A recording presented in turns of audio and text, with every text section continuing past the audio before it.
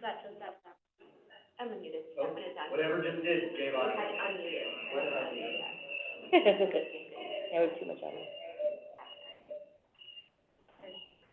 So that one is on. This one is on. Yeah, so then we get to use that one, because that one is now on.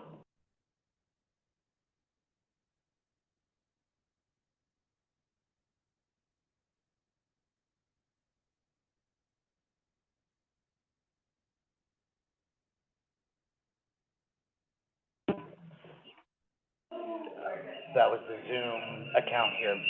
There we go.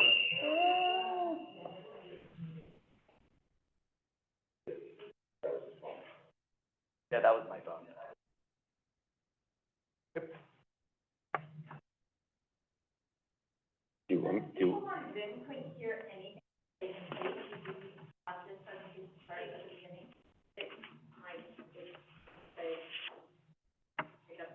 If there's anything, anybody have any questions from the beginning? If not, if we can go over this next slide.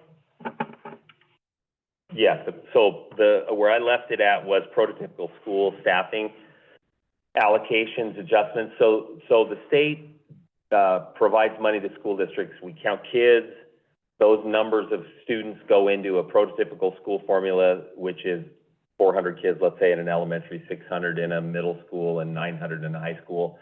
There's teachers, there's counselors, there's social workers, there's all kinds of positions outlined in the formula that then drive staffing units that we then receive salary dollars for that number of staffing units. It comes to us as an allocation, and then school districts can spend that as they see fit as a local school board chooses to do so. In the last few years, they've boosted a lot of the SEL positions, the mental health types of positions. So you can, and in this particular, the first bullet on here where it says increase para office support staffing ratios, K-12, there's been a lot of talk about the underfunding of salaries for paraprofessionals in districts in the state. And there were proposals from the governor, I think, and from OSPI Superintendent Reichdahl to boost the amount of money per position. Rather than doing that, they adjusted the ratio to generate some more positions, not necessarily with the intent of hiring more positions, but really just driving more money out to the school districts. I received a question from someone, I'm not exactly sure where, but around the first bullet, the money was allocated effective this year, not effective in the next year budget. So in the next few months, in the apportionment distribution to us, they'll go back, calculate what it should have been for the whole year for 23, 24, and then distribute the money to us. I think I'll wait till I get to the next one. I'll tell you what I think the cost is. The second bullet is increase counseling staffing ratios, K-12, effective 24-25. Increase social worker staffing ratios, K-12, effective 24-25. Both of those positions, some districts hire people, they call them social workers, some districts call them counselors. There's all kinds of different names, but they just wanted to make sure that they were increasing the allocation to generate some additional staffing. That's effective for 24-25. And again, there's actually compliance language with those bullets, where you have to show in a district you're staffed at the level they're funding you. If you're over that amount, then you can use those dollars for however you choose to use those dollars. And the last bullet I put on there was after ratio adjustments, North Kitsap will continue to fund positions in this area from the levy. So we still have levy-funded positions even after they change this. So the likelihood is that money comes in, it helps us pay for everything we're already paying for. It's not going to end up generating additional, that's the likelihood. So the 3.7% salary increase, is that for everyone? It's anyone that's everybody ends up getting it. We only receive the money from the state for the positions that are funded in the formula. So if we have unfunded, let's say we're funded for 300 teachers, but we have 340, those 40 are all paid for out of the EP&O levy. And then in addition to that, they fund a salary of X. And if we have things that go beyond that, whether that's a teacher, whether that's a custodian, whether that's me, whether that's anybody, those dollars also come out of the EP&O levy. So the 3.7% will cover most of the money that we end up paying out, but not all of it.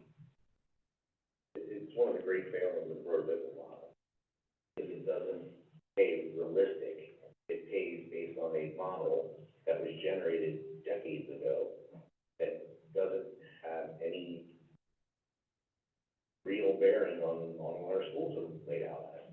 I mean, there are several key positions up here.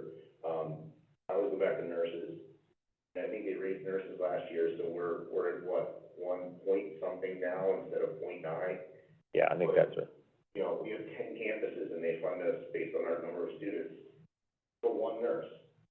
And, you know, that's unacceptable, but that's how they fund us. And I always said, you tell the parents that don't want to hear things talk about prototypical model, FTE, funding models up, when their kid gets hurt and the nurse is in another building, because we don't get funded for it. So we fund more nurses out of local levies. It's an example of how this model is just flawed. And years ago, we stopped using the word enrichment here. Jason Rose suggested it, and we had a really robust conversation up at this table about using the word enrichment, and would that offend our legislators? And I said, I will publicly apologize to them if they ever get us to a point where we truly can run an enrichment levy. Because we are not. We run basic operation levies. A lot of people don't know that there's unfunded mandates that come down from the state that we're mandated to do, but there's no money really to do. Right, I stood up and I asked, I'm losing her name right now, but the senator who runs the education committee, because she was really pushing to make computer science a required graduation, credit this year, rather than last year she made it something that should be offered at every school. And what I just asked her was, please understand, while computer science is a great idea, great, let's have it in our schools.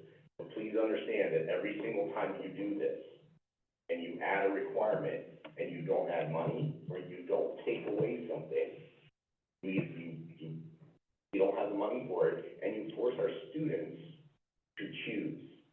Now I have to choose that. I can't take 4 years of band. I can't take 4 years of engineering. I can't take a fourth math class, which isn't required for graduation, but maybe the college I want to go to requires it.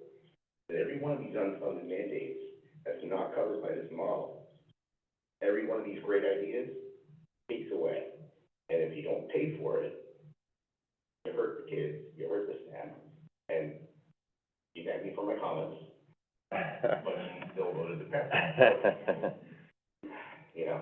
Yeah. So, yeah, I will apologize for my comments about the prototypical model the day they did it. The last thing I want to mention from the legislature was there was a lot of feedback provided to the legislature about the cost of inflation, the prices impacted is on school district 15%. I think our insurance increase was like 24% last year. Well, the typical increase from year to year for MSOC funding, which is the material supplies operating costs, that would pay for these types of increases was maybe 2%, 3%, real low, not even close to what it needed to be. So they did add $21 to the total allocation per kid in the district. And then they made that retro to 23, 24 as well. So between the two that they made that were retro, maybe about $240,000 to $250,000 that will help us in 23, 24 be closer to a balanced budget this year. This is the one I talk about a lot, because we were asked, our WASD asked for this, to go to every legislator and ask, because a lot of the other asks help some districts, maybe they help certain districts a lot, but they didn't help every district. This helped every single district in the state. In every state, every single district is struggling here. And what happened is, they heard enough of us. Now, one of them then went back and drafted a bill. And instead of just increasing the budget allocation, they drafted a bill that put it in the model, so it now will carry forward. Right. Just being a one-time increase. So I absolutely appreciated that, because that's a better result than we were, it's maybe not all the money we asked for, but it's a better But result than we asked it's something, right? And so, and then that new number's tied to 1.9% inflation, which isn't really a realistic number, but it is what it is. Assumptions, for the budget. Enrollment flat to slight decline. I mentioned, that we were right around 5,000 that we budgeted this year. I think we're budgeting next year like 4,960. So about 40 less than what we have. And primarily that's focused on a lower enrollment count in kindergarten because we've seen the kindergarten classes kind of decline over time. So that's what we have in the budget. Other revenue sources approximately unchanged. That's other than the money that comes through for salary increases and the things I mentioned, everything is just kind of standard. Non-basic ed state revenues increased by approximately 3.7 reflected in the, that's just supporting what I said. And then flat staffing for 24-25, what that means to me is the enrollment that we have in the budget generates staffing. We don't see RIFs for next year. We don't really, I mean, there may be small increases here, there may be small decreases, but for the most part, everything should be pretty status quo in terms of what we have this year. Other than if we had been budgeting for a significant enrollment decrease, we would likely, through attrition, have a few less teachers, that type of thing. But we're really not budgeting for a significant change in enrollment. Next steps. We're waiting for the state, OSPI, there's a report, they put this F203, which is where we plug the kids in and we see what the real numbers are that we're gonna use for budget. We gotta wait for them to do that. It's March 21st. I think I mentioned, no, I didn't even mention, but March 21st, we've got March 21st until July to have a budget available to the community. A lot of that is just work behind the scenes, making sure we've got all the people in right, we've got the salary schedules in right, we've communicated with all our program managers, we've done all that work. That's ongoing. I've got listed district finance committee meeting April. I think it'll probably not be the week after we come back from spring break, but the next week, because I think that would be the week of the 15th. And I think we have a facilities committee scheduled for the week of the 22nd. So we likely would do, and that would just be a conversation, probably deeper, getting in deeper to some things than what we're talking about here tonight. Is the public invited to join those? My understanding is the committees have been closed committees because they're advisory committees. The public, what I will say about the public, the fifth bullet on there, budget hearing early August date. So what we did last year, and I don't know how long before that, there was one meeting for the budget hearing and the budget approval. We're gonna split that into two meetings so that there's a budget hearing where there can be questions asked, and then we come back a couple weeks later and approve the budget after people have had an opportunity, including all of you, an opportunity to see it. Not that you didn't see the budget before it was approved.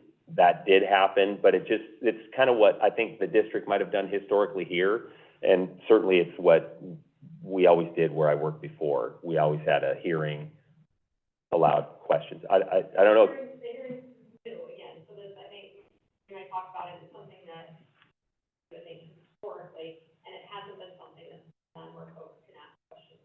So that is new on there, so that's why, The hearing, right? the hearing, yeah, the early August.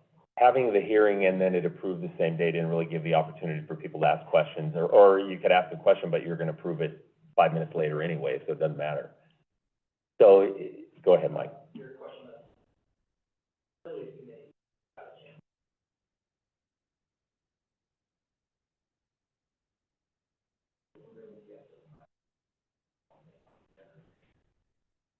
So there is a number of committees. There's the finance committee, there's 3 board advisory committees. Okay. Yeah.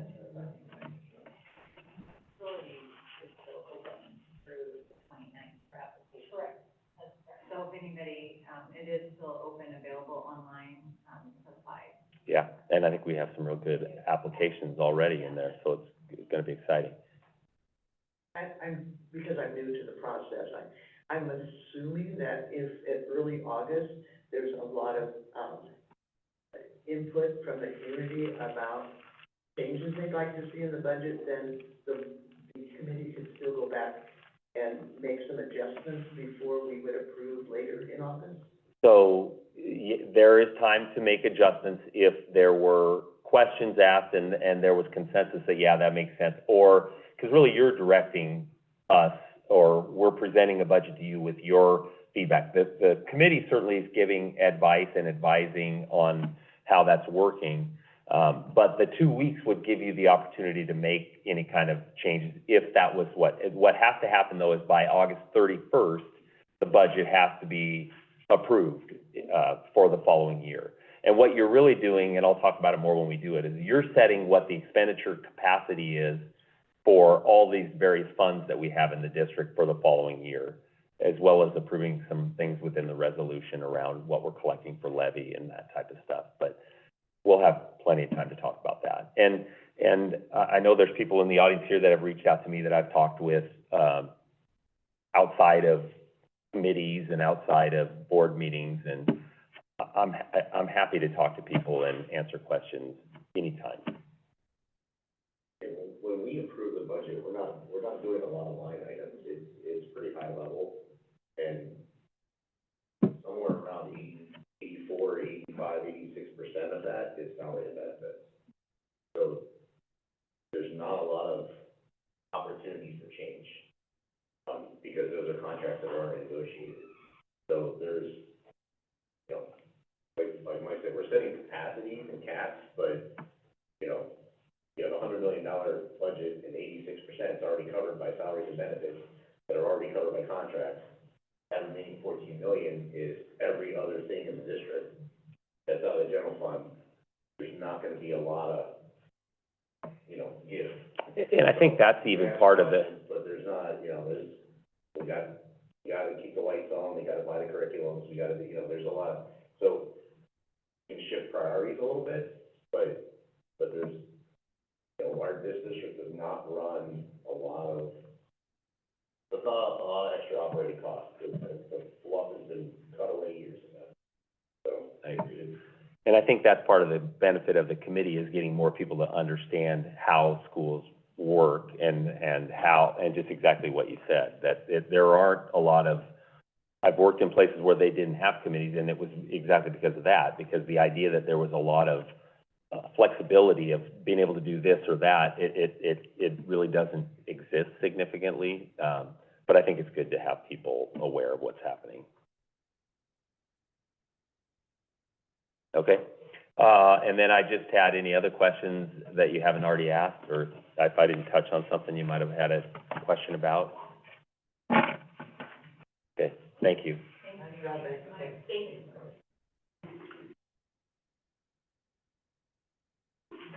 And I, just to let everyone know, I did just confirm Zoom audio is working and has been working since the changes. I'm getting some pings and a lot of people hearing things, but we're good to go. I just confirmed. Thank you. All right, so the next item is agenda changes. Does the board have any recommended changes to tonight's agenda? I move to amend the personnel recs to add Rachel Davenport as interim superintendent through June of 2020.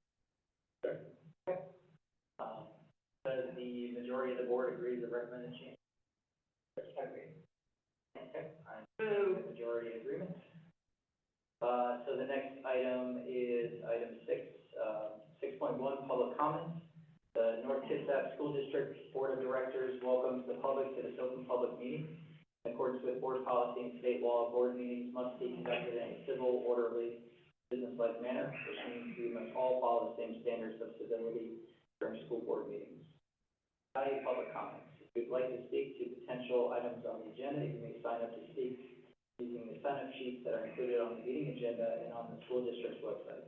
Both virtual and in-person attendees may sign up for public comment. The board sets aside a maximum of 2 30-minute public comment periods per meeting. Speakers wishing to comment on agenda items will be prioritized in the first public comment period to allow for the board to hear comments prior to board action or consideration. Digital speakers will have 3 minutes for their comments. Speakers may not donate some or all of their time to another speaker. The person who signed up to comment should be the same person who addresses the board. No speaker may speak more than once per meeting, even if there is time remaining. Though the board will not respond to statements, questions, or challenges made during the public comment period, the board may ask district staff to contact the speaker at a later time to follow up on issues raised during the public comment period. When it's your turn to speak, please approach the podium if you are in person. If you are commenting via Zoom, you will be promoted to panelists on Zoom. You must then turn on your video and microphone to make public comments. Finally, please remember that your words have impact. We value our community feedback, and we welcome your comments. Thank you. All right, so for tonight's public speakers, we have 4 speakers signed up. We're going to do 2 in the first period, and then we'll do the other 2 in the second period later in the meeting. So the first speaker is in person, is Terry Day.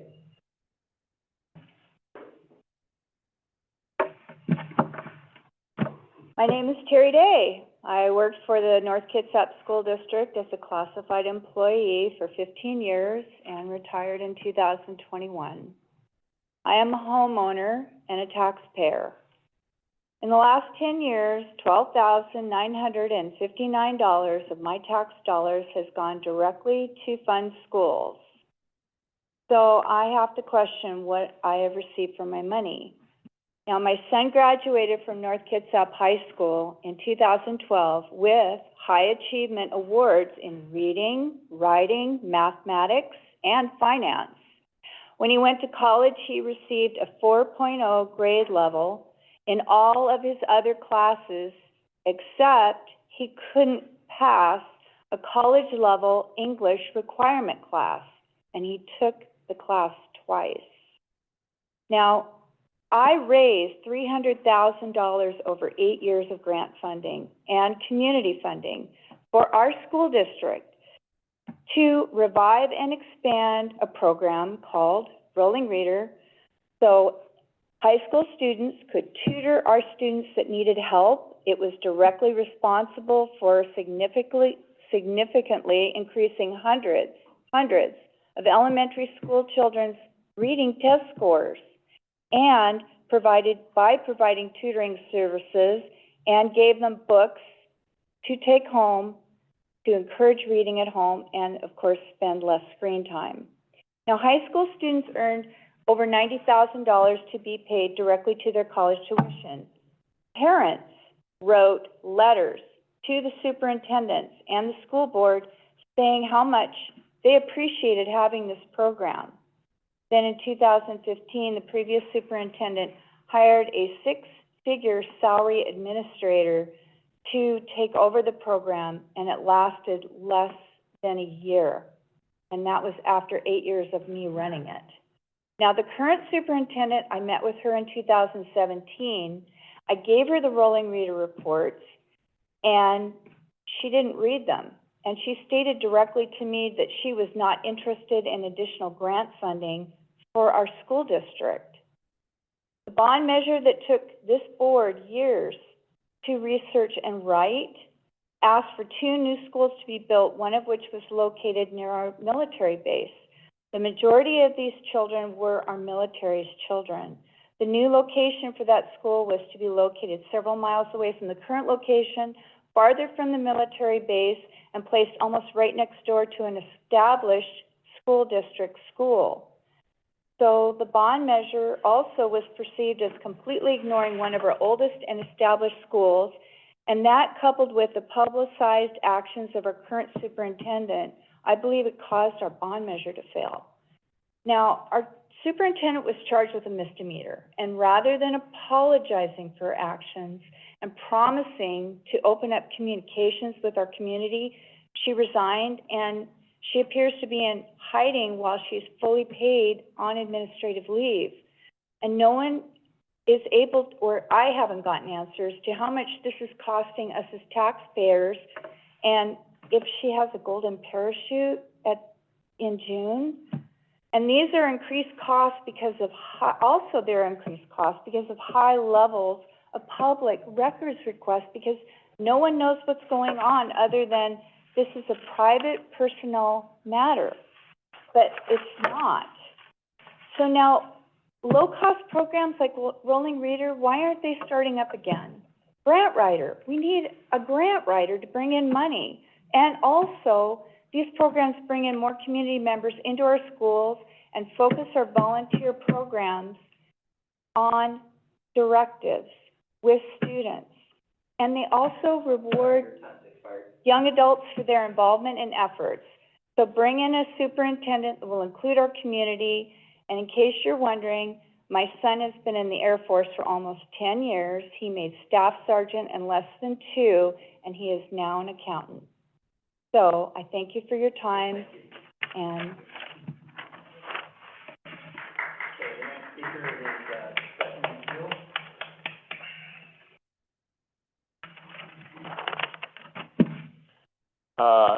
Hi, I'm a member of the North Kitsap Schools Foundation, Board of Trustees. We wanted to take a moment to express our gratitude to the North Kitsap School District community, the school board, our teachers, and district staff. This year we completed our final grant cycle for the 23-24 school year, and we gave out a little over $99,000 in grant funds throughout the district.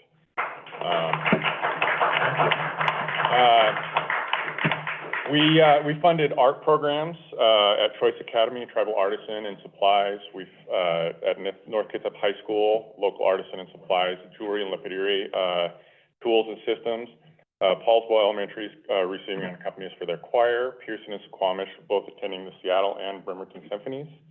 Squamish is also receiving ukulele storage racks, clay and glaze, and a Cricut machine. We've been helping out with special needs students, development preschool, Paulsville, Pearson. We funded sensory quiet spaces, flexible seating, and other sensory calming resources. And then for special education and speech language pathology, we funded a touch and chat app.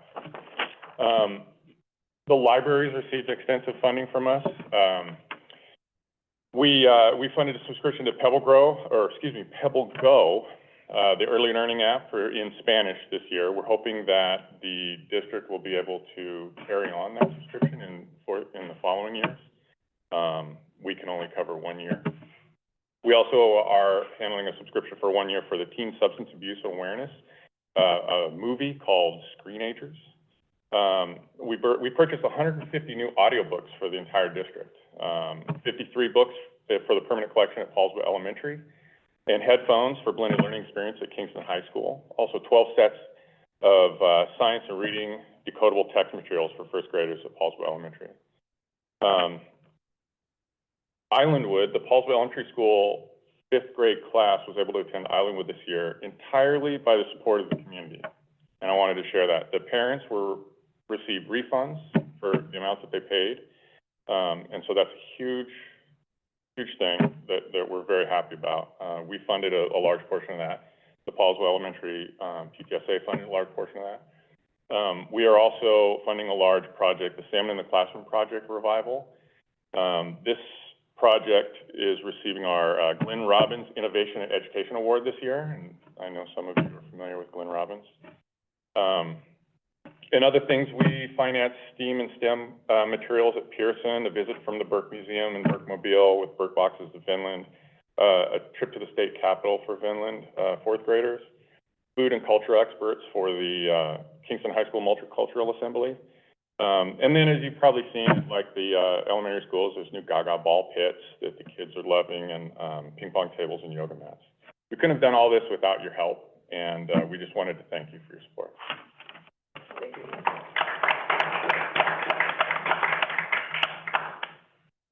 Okay, next agenda is board comments. Does any board member have a comment they would like to share with the rest of the board? I went to the jazz concert on Saturday, and the jazz choir did an amazing job. It was a wonderful concert, and there were soloists. We kind of expected it to be group singing, but it was soloists, and they had some excellent items available for auction. So it was a big event.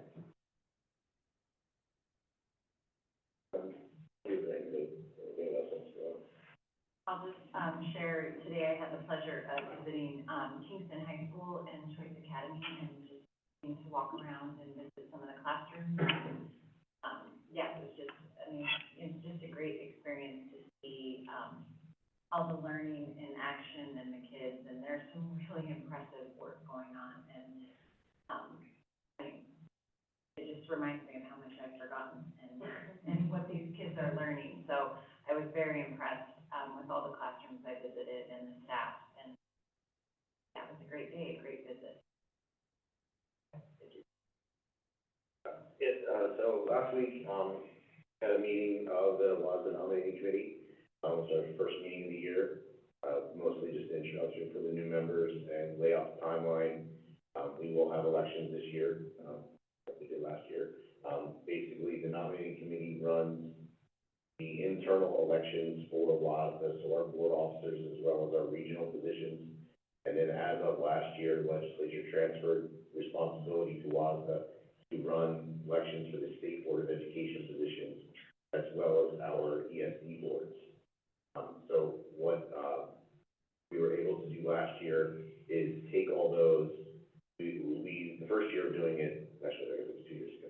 First year of doing it, the two statewide boards were done through paper ballots still in the mail, whereas our internal elections were done through an electronic ballot. Last year, we were able to put all of that on one ballot in one timeline, using a process that's very similar to what we do for our own regular elections. There's a filing window, file for position, you take the statements in, say why you want to run. There's a electronic window to go in and vote. WASDA has done a very good job of creating a tool that pretty much only allows you to file for stuff that you're eligible for by your director area, or if the vice president position rotates between the side of the state, and then only lets you vote for what you're eligible to vote for. So this year we'll have all four elections. It's one of those things the nominating committee tries to stress the importance that we vote for our own. We ask the voters to vote for us to get to the school boards. It's very important that we on school boards then vote for these positions, particularly the state board, the ESD boards. Traditionally, before we went to electronic ballot, our own voting was very low. I believe to electronic ballot, we've gotten better, but the numbers are still pretty low. So we want to do better with that, get folks to vote. So that position will be vacated for Director Area 4 when I step down. So if anyone's interested, that'll be a presidential appointment for our area. Let our Director Area, Director Board Representative, KSB and Central and South know you're interested. It's pretty interesting and it's pretty easy. At this point, we used to actually have to go to Olympia and count ballots. We don't have to do that anymore.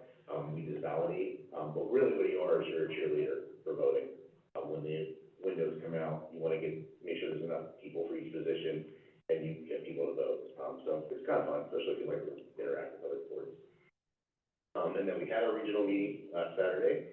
I did grab training materials for everybody while I was there, and of course forgot to bring them tonight.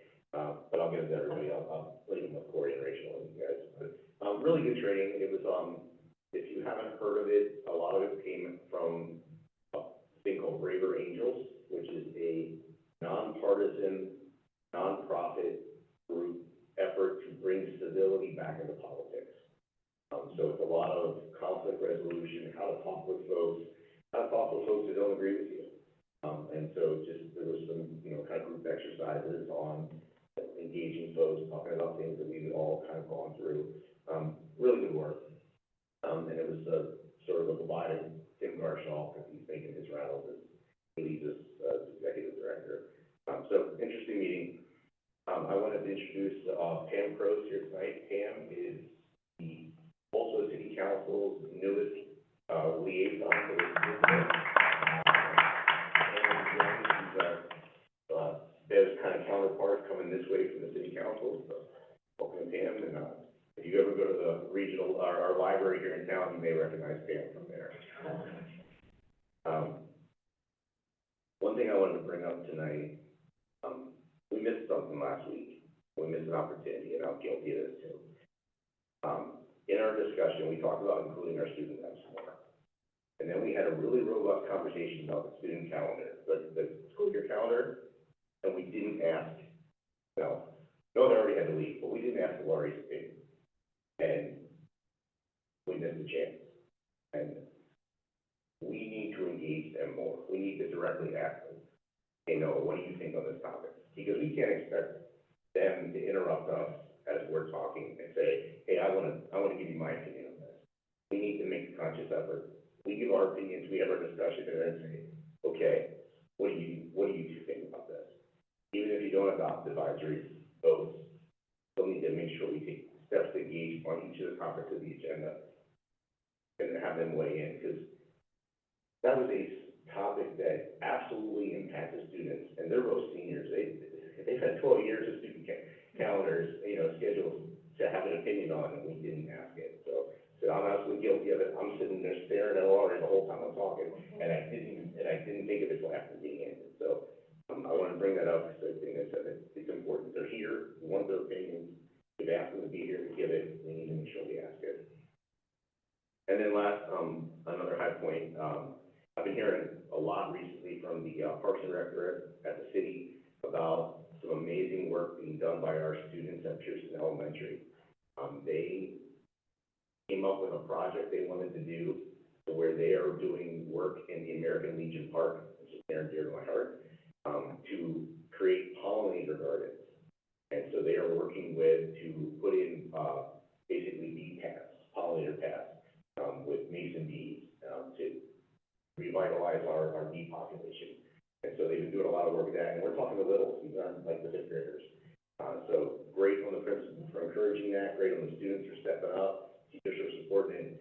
It's in the earliest stages, but great job by the kids to kind of reach out of their comfort zone, get into the community, and start doing that all the way back in second grade. Good on that.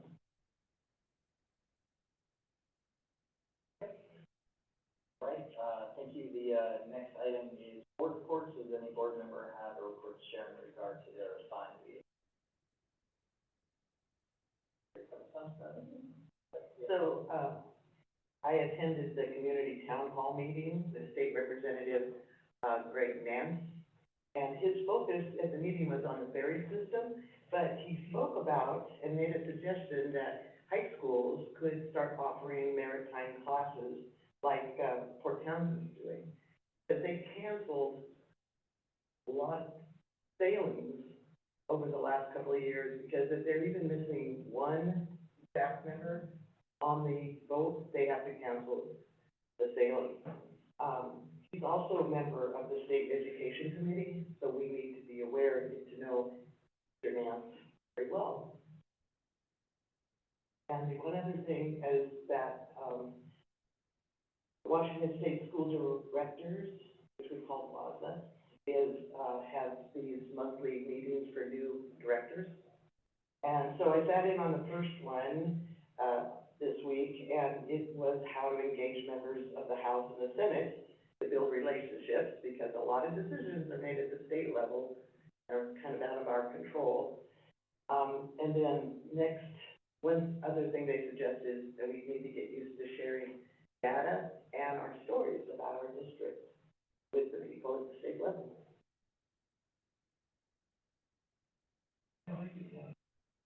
Okay, the next item is report.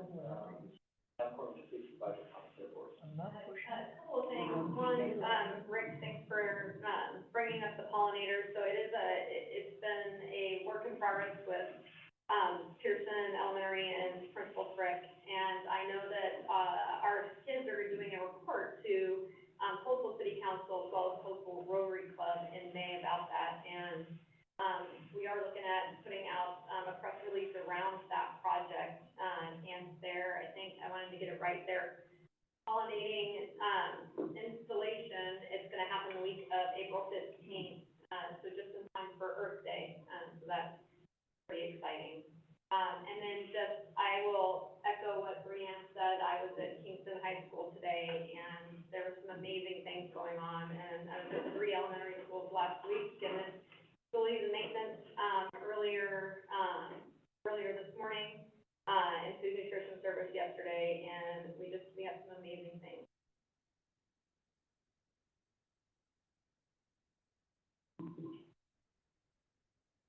And then the next agenda item is, student representatives report.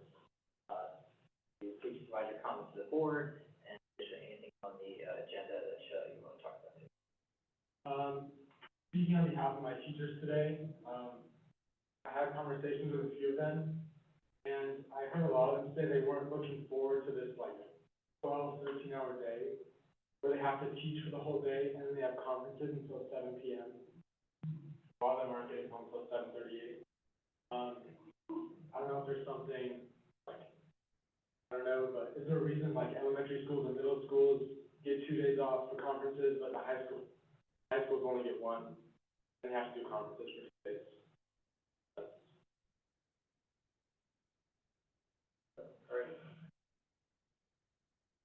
Okay, the next item. Ready to go?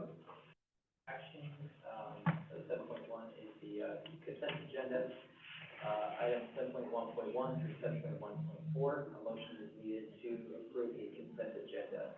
And I'll just add a reminder that, I previously, when we were talking about agenda changes, I stated that the majority of the board agrees to the changes, but I didn't specifically say that the changes are added. So those changes that were proposed are added to the agenda, to the consent agenda. All right, do I have a motion? Move the consent agenda items 111 through 113. 7, sorry. I'm looking right at it. 7.1.1 through 7.1.3. So I have, I have mine, I'll get something. right, we need a second for the motion. Do we have a second? I second that. Okay. The motion has been made and seconded. All in favor of the motion? Yes. Okay, thank you. And there are no opposed. The motion passes with a vote of 5, 4, and 0 against.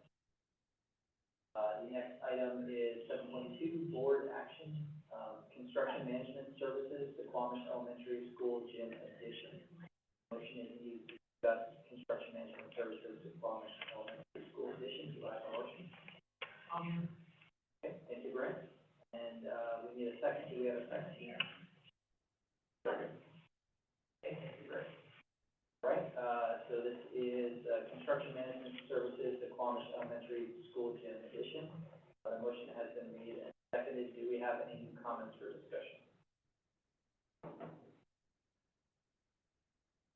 Okay, if there's no more discussion, I put the question to vote. All in favor of the motion? Yes. Yes. There are no opposed. The motion passes with a vote of 5, 4, and 0 against. The next item is 7.3, the Quamish Elementary School gym addition. Motion is needed to discuss the Quamish Elementary School gym addition. Do I have a motion? I move that we discuss the elementary school gym addition. Okay, thank you, Beth. We need a second. Do we have a second? I'll second. Grant? So the Quamish Elementary School gym addition, the motion has been made and seconded. Do we have any new comments or discussion? I just wondered, has there been any significant changes to the gym design than what we had proposed back in February? I'll answer, but I'll have Mike come up, as well, just in case. There's not anything significant. What changed was, going to the school, having conversations with the staff in the school, the PE teacher, office manager, principal, showing the blueprint, explaining, what they were actually looking at, and once that around the blueprint size of the gym was, clear, we actually went, a few of us along with the study went to, the PTA meeting and also gave that, had Michael Davis from the study, from the architect group, give the presentation to the PTA and allow for questions of the there. And, through both of those meetings, I believe it cleared up a lot of the confusion, and it allowed them to provide us. I don't know if you have something, I know you were no. at the meeting. Yeah, no, it was real positive, so, yeah, nothing new.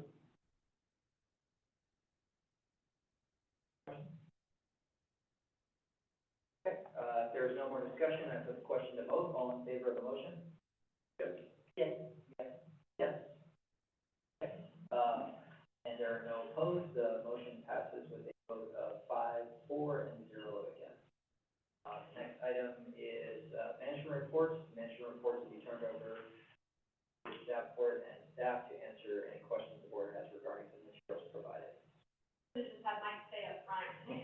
tonight, but the budget status report for February, I know he covered a lot of this, in actually in his intro, some of the questions that were asked. If anybody has any questions, I is available. No question, I'm just gonna, I'll comment, for that and Stacy too. So WASDA has courses on these as well. I know we've gotten some recent notices on, the diversity, equity, and inclusion training, which is good training that we're required to do. But that same series of training, they actually started with finance courses. I encourage you to take EI courses, absolutely. I also encourage you to take the finance courses. So like the one slide that's on here, general fund expenditure by program, if you take these courses, you can actually read that slide and know exactly what, like, every one of those codes mean. Like, they drill down that deep, which is deeper than we necessarily have to know, but it's nice to be able to look at that and be able to know exactly what it means. Like, one of the exercises in it is they go, okay, we're gonna code how your trip to WASDA would appear on a budget report, like their annual conference. And so you go through and you learn how to code that. So it's really good training. I think there's 4 of them as well. There's 4 DEI courses, there's 4 finance courses. It was part of their onboard series that they were developing, for 5 or 6 years now. Great training. You can do it in person, you can do it online, you can do it at the annual conference. But it's definitely worth it, and it makes these, I mean, they all do a great job of presenting this every month, but it helps you the understanding, so it gives you just a little deeper appreciation of what this budgetary for. I have a question on page 5, the general budget status. Why is there a spike in April So, in the revenue? right. So, April, the county collects our local EP&O levy, and when you think about your mortgage statements, primarily those payments are April and October.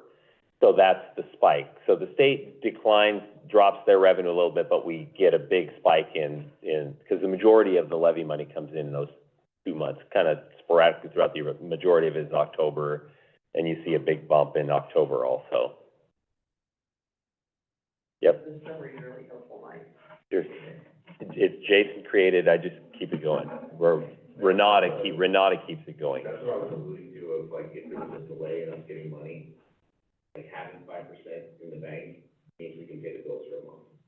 So if that disbursement was late for some reason, the state had some massive emergency, something, and they didn't send us the check, we write checks for a month if we meet our policy, and then after that, we're out of money too. So like that's kind of what I was talking about with 5%, because, 5% only paid when we can pay our staff for a month.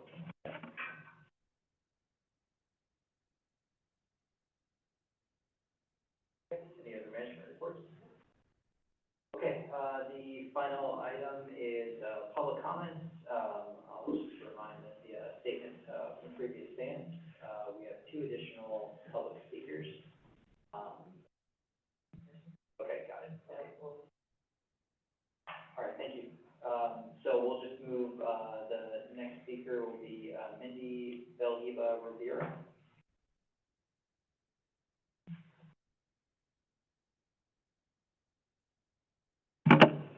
Superintendent wrote in the yellow, my ask is simple.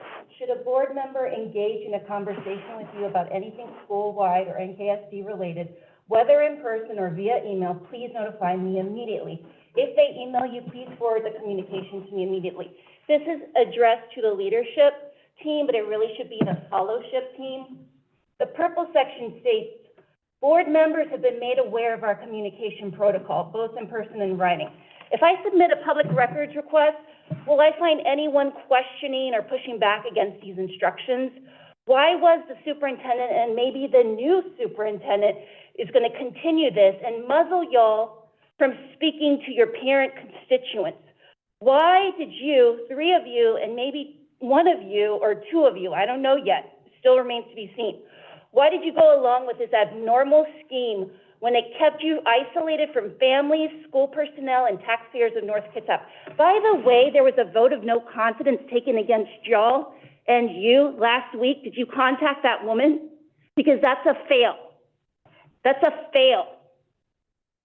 And moving the transportation department to the north and wasting $200,000 a year is a fail. It makes no sense. Amazon is better than NKSD in terms of strategy. The reality is that 3 of you, and even you, have been cut off so long from the schools and greater communities that you don't know how to communicate with stakeholders to address their needs. This board is guilty of ignoring real substantive issues like toxic workplaces in NKSD buildings, as well as the physical and emotional injuries to school children on your watch. And I'm talking about sexual assault. Someone who truly cares about students would be holding study sessions the next available time. The NKSD School Board is not being valued by the community because it doesn't have or provide value. Rubber stamping a secretive and controlling superintendent's actions does not benefit those who should benefit, and everybody would say, students. And it doesn't benefit the taxpayers. This system benefits other people, and those people, I still have yet to figure that out. The result is that I don't trust you, nor anyone else who went along with this communication protocol. That Stein stealing scandal not only hurt her credibility, it hurt y'all's credibility, because y'all are her followers. I don't believe you have the votes to pass a future levy or bond in the near future. Down south in CK, voters are also citing a lack of transparency of their district leadership in how money is being spent. And their district looks pretty damn good compared to North K. You can't just wave these concerns away, but that's what y'all have traditionally done. Wave community members' concerns about transparency away. Case in point, already the acting superintendent, who was just made permanent until June 2025, y'all. No discussion. She is setting up a facilities advisory committee to where Time has expired. these meetings will be closed, and they will probably stack it with yes people. The next speaker is Stacy Smickle, who I think is in person.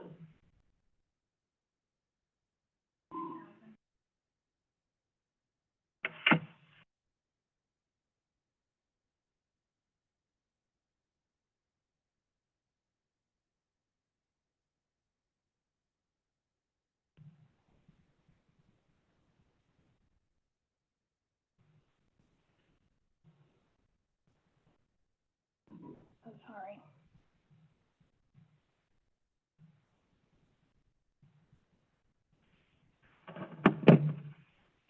Good evening. I've written to you, and I've been here numerous times to give public comments. So I thought I would begin my first 20 seconds with your responses to me.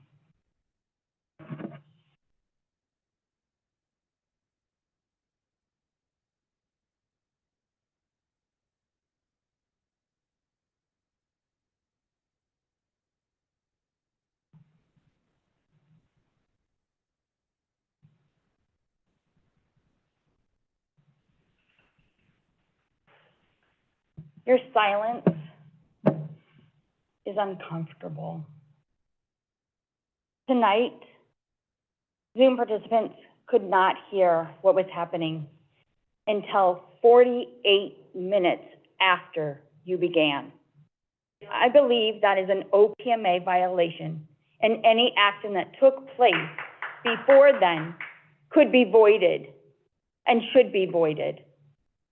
I'm disappointed that we give notice. I've given notice numerous times that we can't hear. You are paying technology staff a heck of a lot of money, over $130,000+, maybe more, and we can't get Zoom to work. This is unacceptable. And that you didn't have the agenda items listed tonight for the Suquamish Gym, until days later, that link just didn't work properly. And tonight, oh my goodness, you approved on the consent agenda some minutes. Minutes that I believe Ms. Davenport has been acting under your assumptions as superintendent, which make her acting secretary of the board. I'll just give you a printout of what you approved here. But, it says that the public meeting closed and the executive session opened at 5:03 p.m. That's not true, but none of you addressed that the minutes were not correct. You just approved it on your consent agenda. Then how cowardly you slipped in at the last minute the appointment or the approval of a superintendent until June of 2025. If we were seeking a new superintendent, you would have included the stakeholders. And I'm not saying yet that Rachel's not the right person, but we want transparency and accountability. That's right. We want to believe, just fake it, that you're listening to us. Fake it, that you're going to respond to us. Rachel tonight said that there's no need and we haven't been doing budget hearings. Well, I'll write this down because I trust you to do it. RCW 28A.505.060. Mr. Desmond and Brian, I have sent you emails. That is a requirement. All right, the time is 7:15. This meeting is adjourned. Thank you.